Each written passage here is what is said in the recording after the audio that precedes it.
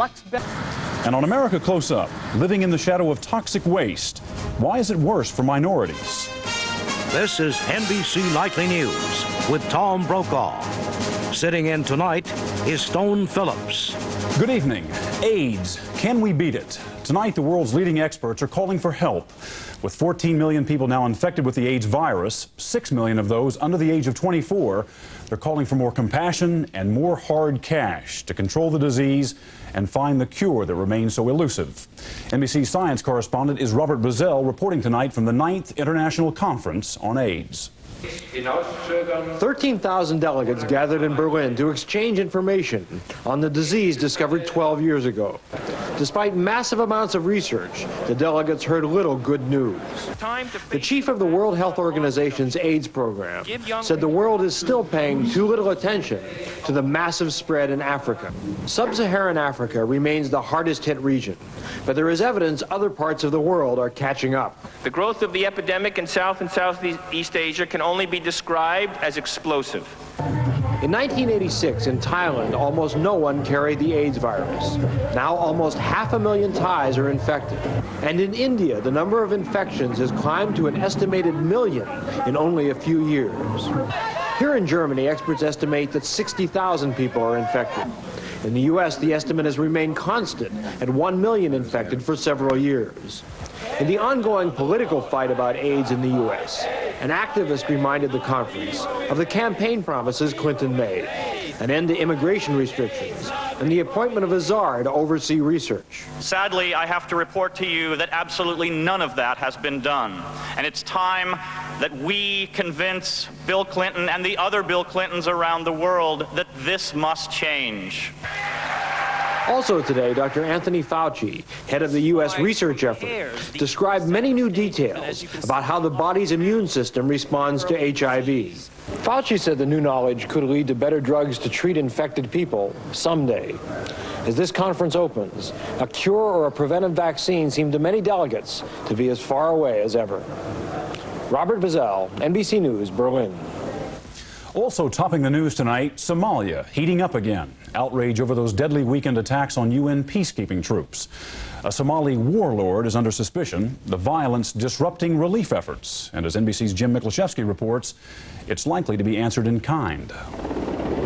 Clinton administration officials tell NBC News that military force will be used against those responsible for the attack on the UN peacekeepers. U.S. troops already in Somalia would take part in what would be a United Nations action. The peacekeepers were caught in an ambush. 23 Pakistani soldiers were killed. The rebels used women and children as human shields. 100 civilians were killed or wounded. Relief workers who were caught in the crossfire evacuated to nearby Kenya. There's been a lot of fighting all around us. Several Pakistanis were shot near us, and we were holed up in our compound, and we couldn't move. U.S. and United Nations officials blame Mohammed Farah Aidid, Somalia's most powerful warlord, and they want him brought to justice. Sunday, the UN Security Council passed a resolution which called for the capture, prosecution, and punishment of those responsible. We are totally outraged by what has happened in Mogadishu. We consider this incomprehensible and unacceptable. There are currently 16,000 UN peacekeepers on the ground in Somalia. 4,000 are U.S. troops. It's considered a sufficient force to carry out the UN order. Ambassador Robert Oakley was the U.S. envoy to Somalia. He predicts Aidid's days are numbered. And I think that from now on, Aidid's political fortunes as well as his military capability will erode much more rapidly than in the past. Some U.S. troops will stay in Somalia until the warlords are disarmed and the government restored. The attacks this weekend could hasten that process. Jim Miklaszewski, NBC News, the White House. The desperate story of those illegal Chinese immigrants whose ship ran aground yesterday in New York. Their nightmarish odyssey, part of a rising tide of Chinese ships bound for America.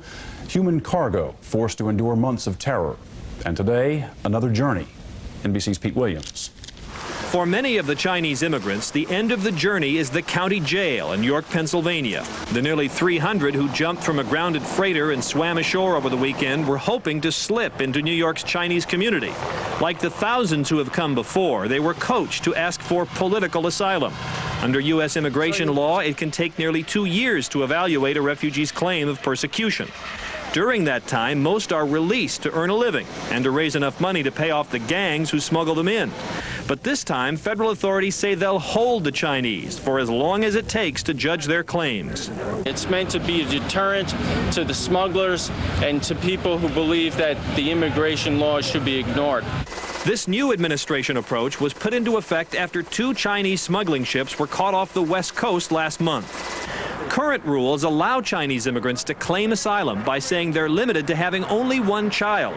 Now that is a move that would make up to 1 billion Chinese legitimate asylees here. And I think we have to re-examine it. An advocate for tougher immigration laws agrees. It's front page news in China. It's common knowledge in China. Everybody in China knows that if you say political asylum, I want to have more than 1 kid, you get to stay. One immigration official says this new tough detention policy will work only if the government sticks with it. They'll get the chance to test it. U.S. authorities say 30 more ships are tied up in Chinese ports, preparing to smuggle more people to America. Pete Williams, NBC News, Washington.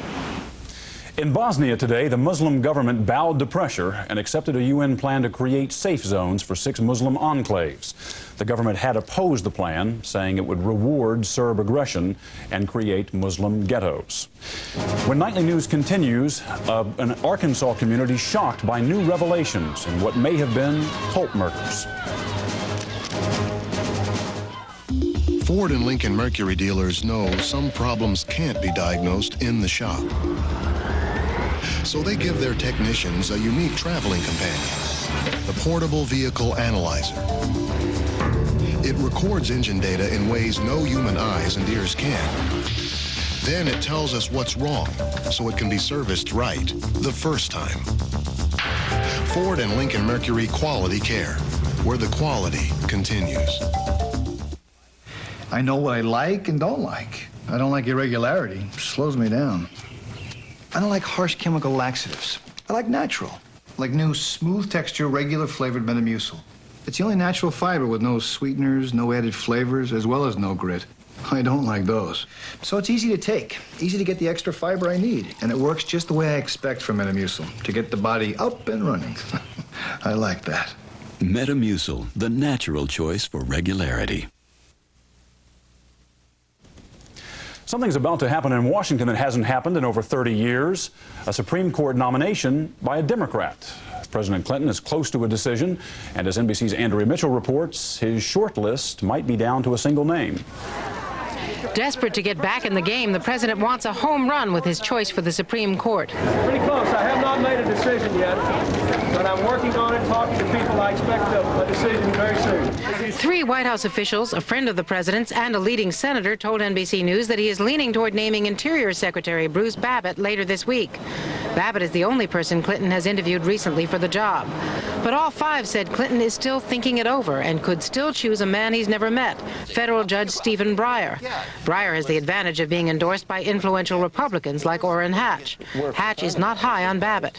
What we don't want on the court is another activist who substitutes his or her own visceral ideas for what the law ought to be. A former Arizona governor, Babbitt has been extraordinarily successful at brokering compromises on tough environmental issues. The White House hopes he could help forge a new majority among court moderates, particularly because he appointed Sandra Day O'Connor to the Arizona bench and has a good relationship with her. The only downside, Babbitt's Interior Department is one of the few that is working well. As valuable as he would be over the long term on the Supreme Court, the blow to the Interior Department would be devastating. So even a safe choice like Babbitt will cost Clinton politically because he'll lose the best troubleshooter he has in the cabinet. Andrea Mitchell, NBC News at the White House. In the meantime, Supreme Court business goes on. Today, a decision that religious groups may use public schools as meeting places after school hours, just as non-religious groups do. Decision time approaching for the Senate. On the table, the president's plan to cut the deficit. Tax increases, spending cuts, benefit caps. As NBC's Lisa Myers tells us, it's deal-making time in Washington. The president confirmed today that he'll cut back tax increases and increase spending cuts in hopes of getting his deficit reduction plan through the Senate. I welcome additional cuts. but I will fight to protect the most vulnerable people in this country. During a meeting with congressional leaders, Clinton did not agree to any specific figures, but a compromise being fashioned by Senate Finance Chairman Daniel Patrick Moynihan to win over reluctant Democrats would delay individual tax increases until this July, reduce the energy tax, the so-called BTU tax, by $25 billion, and add $51 billion in spending cuts, with $35 billion of that coming from Medicare. That did not sit well with the nation's most powerful senior citizens group. Please remember that we have had cut after cut after cut in Medicare already. However, nervous Democrats are even more eager to cut spending after this weekend. Republican Kay Bailey Hutchison won big in Texas after campaigning against Clinton and his tax-heavy economic program. We should take all the taxes off the table and really get serious about budget cuts. Fine, says Moynihan, who suggests the cuts begin with two multi-billion-dollar Texas projects, the superconducting super collider and the space station. Today, the president's chief Democratic opponent, David Boren, detailed the price of his vote, an energy tax that doesn't increase with inflation and doesn't hurt manufacturers. And above all, we must have more spending cuts in this package than we have total tax increases. But for every change to pick up a moderate like Boren in the Senate, the president must worry about losing liberals in the House. He is walking a tightrope with his friends shaking both ends. Lisa Myers, NBC News, the Capitol. On Wall Street today, stocks closed lower amid concerns that interest rates might rise. Trading was heavy.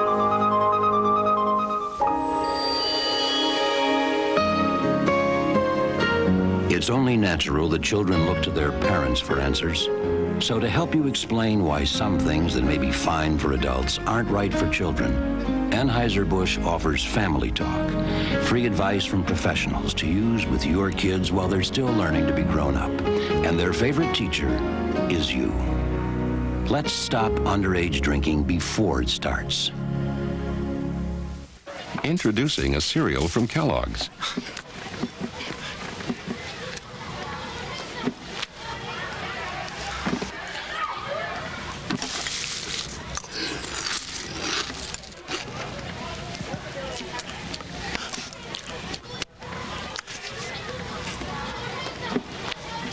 Kellogg's Corn Flakes.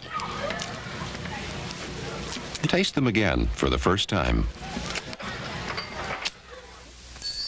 You like it? Is that new Bonneville yours? They really changed it, haven't they? That's sharp. I figured you for a BMW or a Lexus. Well, I checked them out. But with the Bonneville, I got everything I wanted. Leather, airbag, anti-lock brakes, and the power, the handling. Mind me asking? It was 10, 20,000 less than the BMW or Lexus. We are driving excitement, Pontiac. I like it. Me too. Woody Allen's bitter child custody battle with Mia Farrow, waged for 10 months, often in public, is over. And a New York judge today cast Allen in a role he has often played on screen, loser. NBC's Gary Matsumoto has details. They will be protected. Mia Farrow did not celebrate this victory. She said it was one at great cost to her family. My hope now is that I can go home, back to my children, and that we will finally have some measure of peace and be allowed to heal. Woody Allen expressed bitterness in this exclusive interview with NBC's John Miller. It's a tragedy for the children, really a tragedy for them, that I was not awarded custody. The court granted Allen supervised visitation with Satchel, his biological son, but denied visitation rights with his adopted son Moses unless Moses allows it. And his adopted daughter Dylan visits after 6 months, pending the results of her therapy. The court's decision was a stinging rebuke to Woody Allen. Mr. Allen, it says, has demonstrated no parenting skills that would qualify him as an adequate custodian for Moses, Dylan, or Satchel. The court also condemned Allen's affair with Suni Previn, the adopted sister of his 3 children. It says he had no consideration for the consequences to her, to Ms. Farrow, to the Previn children for whom he cared little, or to his own children for whom he professes love. The dispute doesn't end here. This week, Farrow begins another legal action to annul Allen's adoptions of Dylan and Moses. Gary Matsumoto, NBC News, New York. That gruesome Arkansas murder case continues to inflame passions in the small town of West Memphis. And now there is an unusual twist to the story. The killings may have been part of a cult ritual. NBC's Jim Cummins tonight in West Memphis. The murders are tearing apart this blue-collar suburb of Memphis. In early May, the police recovered the bodies of 3 8-year-old boys in a place called Robin Hood Park, near a residential neighborhood along an interstate highway. The 3 boys, Michael Moore, Steve Branch, and Chris Byers, had been beaten to death. Last week, police charged 3 other boys with the murders. Charles Baldwin, 16, Michael Eccles, 18, and Jesse Miskelly, 17. Today, a newspaper reported that Miskelly told police he watched his teenage friends mutilate one of their victims and rape another. Following their arrest, a crowd outside the courthouse called them baby killers and demanded their execution. I'd like to see a public execution myself. Give them what they gave them babies, only worse. Stephen Branch, the father of one of the victims, threatened one of the defendants in the courtroom. I told them I'd chase them to hell if I had to see they get what they deserve, and I will. Even after the arrests, a West Memphis police inspector describes this area as dangerous and has warned parents to keep their kids away from here. Because the police believe the 8-year-old boys may have been murdered as part of a satanic cult ritual. There are signs of cult activity like this cotton gin where kids hang out. About a year ago, Eccles talked with Rick McKinney, youth minister at a local church. He was very adamant about the fact that he couldn't go to heaven, that he had made a pact. And then with someone, and he said he was going to hell, and he knew it. The parents of the suspects were among the last to learn about this. He didn't do anything. What kind of a kid is he? He's a good kid. Her son and the 2 other teenagers will be tried as adults and could get the death penalty. Jim Cummins, NBC News, West Memphis, Arkansas. In Los Angeles today, those UCLA students demanding a Chicano Studies department ended their hunger strike. The protesters negotiated a settlement that includes a center providing a variety of ethnic studies. The students had been on a water-only diet for 14 days. Because all pain is not the same, there's aspirin-free Bayer Select. One for sinus, headache, nighttime, menstrual, and arthritis pain relief. 5 completely different products, all aspirin-free. It's exactly what's right for exactly what's wrong.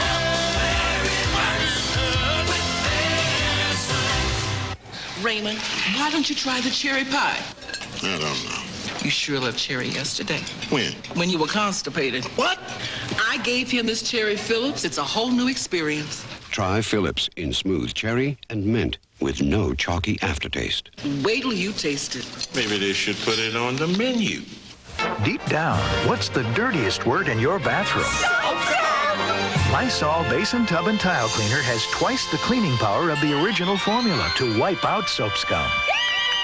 And it even gets rid of germs. Get your bathroom deep down clean with Lysol Basin Tub and Tile Cleaner. Norelco shaves incredibly close in exceptional comfort because Norelco's lift and cut system lifts the hair so when it's cut, it can drop below skin level without the blades touching your face. So with every shave, Norelco makes close comfortable. Hey, Ace is a place in Oregon, Illinois, and here's why. To get more bang for your buck. Like the Ace 100-foot outdoor power cord, only $788. And an Ace 60-foot radial garden hose, now just $899. Hey, Ace is America's place for better values. You know how later in the morning you can start to run out of steam? Well, I've actually found a breakfast that helps keep me going. Breakfast with grape nuts. I heard try it for a week, so I did. And I feel so good. Turns out grape nuts is a fat-free, natural energy source. And it has a natural, crunchy taste. But really, you've got to try it for a week yourself. See how good you feel all morning. Breakfast with post-grape nut cereal helps keep you going strong all morning long. How much influence do you have? Hillary, America's First Lady, talks for the first time to Katie Couric, Thursday night at 10. America close up now. The problem, the poison next door. One study reports half of all Americans live dangerously close to toxic waste sites. And it's worse for minorities. Environmental racism, it's called. And solutions are hard to come by. NBC's Sarah James. Too many people within my community have died of cancer, respiratory problem, and kidney problem. On the south side of Chicago is the public housing project called Altgeld Gardens. Hazel Johnson calls it a toxic donut. The reason for saying I live in a toxic donut because over here is a steel mill, here is landfill, here is landfill, and over here is one of the U.S. Sewage treatment plant. Residents believe that pollution is making them sick. I'm just standing here on the porch, and all of a sudden I start getting these welts. Like somebody had taken their fingernails and scratched all over my skin. I mean, all over my skin. Do they have reason to be alarmed? Yes, I think they do. They certainly are in an area where a high amount of air pollution, water pollution, hazardous waste, solid waste is located. And they are not alone. Across the country, 3 out of 5 Black and Latino Americans live near toxic waste sites. Cheap land attracts homes. Cheap land attracts industry. But studies indicate race is a stronger predictor than income of where hazardous waste sites are located. The new head of the NAACP says this is the next crusade for the civil rights movement. Now, the same vigor that we fight all the other forms of racial discrimination, we now must bring vigor and energy and vigilance to this particular form known as environmental racism. I've had pneumonia 3 times in the last 5 years. Biology professor Florence Robinson lives in the working-class community of Alson, Louisiana, near Baton Rouge, and gives what she calls a toxic tour. It has very high concentrations of hexachlorobenzene and hexachlorobutadiene and tetrachloroethylene. This pastoral countryside is dotted with petrochemical plants, a hazardous waste incinerator, and a pair of abandoned toxic waste dumps that have been here for decades. The Environmental Protection Agency has labeled this a Superfund site and is spending millions to contain it. That project will take 25 years. The chemical industry say there's no proof that these chemicals cause problems. Well, honey, we're the guinea pigs. Back in Altgeld Gardens, residents think they know why. It just seems like they don't care. Hey, you don't have any political clout, you don't have any economic clout, so forget you.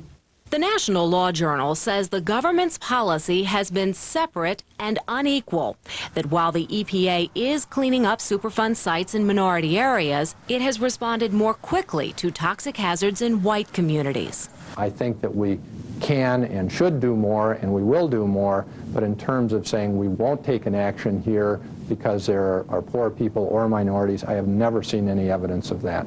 In fact, new EPA Chief Carol Browner says environmental racism is now a top priority. The Clinton administration has directed the EPA to work with the Justice Department. They'll review current laws and how they're being enforced in low-income and minority communities in the nation's toxic zones.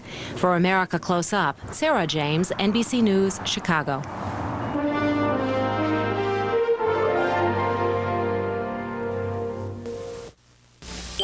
You're about to see a whole new side of Effordent. Introducing two-layered Effordent. The white side helps clean and deodorize with Arm & Hammer baking soda. The blue side also has more mint to provide more freshening power than ever before, making this the best Effordent ever. Introducing two-layered Effordent. Clean, fresh dentures come out of the blue. Sizzles like summer, and it won't last long. Introducing Red Lobster's Summer Seafood Feast, one of our biggest seafood combinations, just $9.99. With scallops hot off the grill, fried clams, a fish fillet, plus you get 2 kinds of shrimp, succulent scampi and golden fried shrimp. Wow, 5 kinds of seafood for an incredibly low $9.99. So hurry in and feast tonight, because the Summer Seafood Feast ends soon, only at Red Lobster. Red irritated eyes can say things about you that aren't true. They can look worn out, upset, stressed out, even if you're not. Use Visine Extra. It cools, soothes, gets the red out. Look your best with Visine Extra. You've just poured the milk on your bowl of Kellogg's Crispits when something keeps you from it.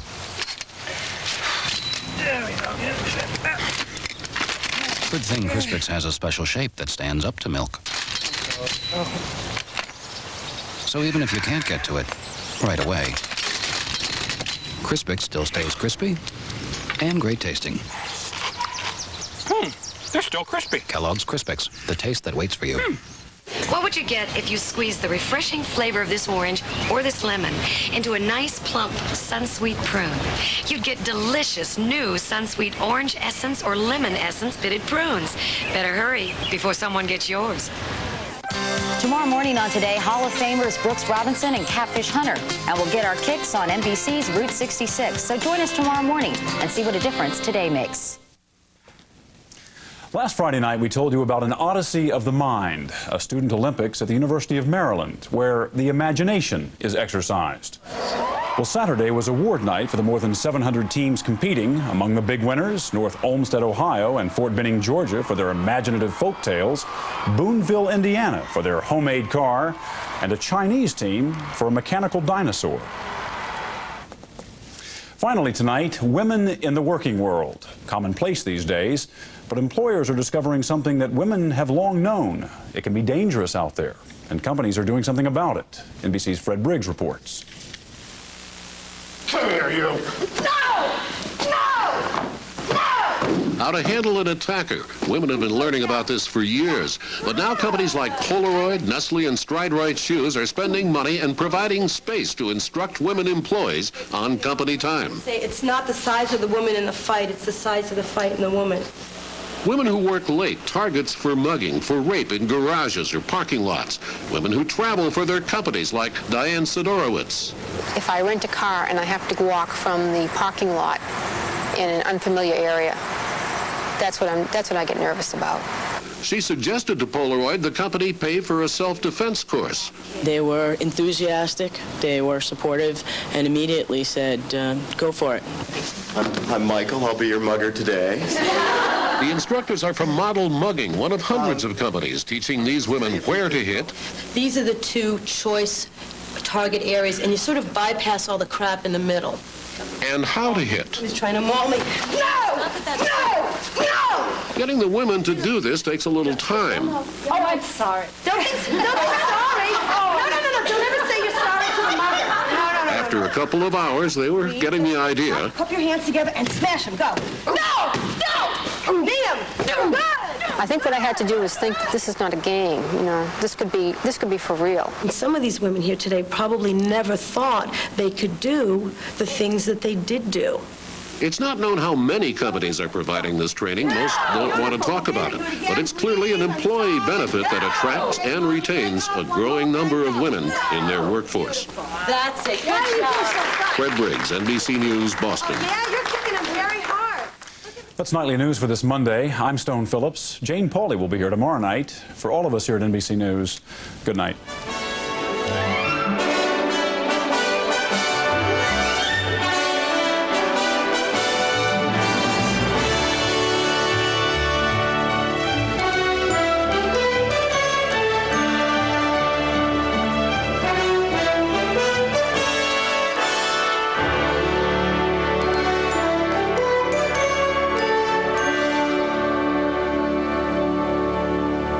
He was an athlete, a good student, but had a secret that could have killed him, a secret that kills many teens. How can we help? Some answers on America Close Up, NBC Nightly News tomorrow. They were normal parents struggling to find answers. Why should I listen to you? Because I'm your mother. But one question became their nightmare. Did their daughter commit murder? Not running away. I didn't do it. Married with Children's Katie Segal, LA Law's Alan Rachins, battling to save the child they love. She says she's innocent. NBC Tonight. Coming up next on Channel 8's Good Evening, what do you do when grandchildren come to visit for good? Taking care of your kids' kids. That's next, right here on Channel 8. A sex for sale scan captured undercover. These are flesh merchants. On the next occurrence. For Joe Kamak, I should say.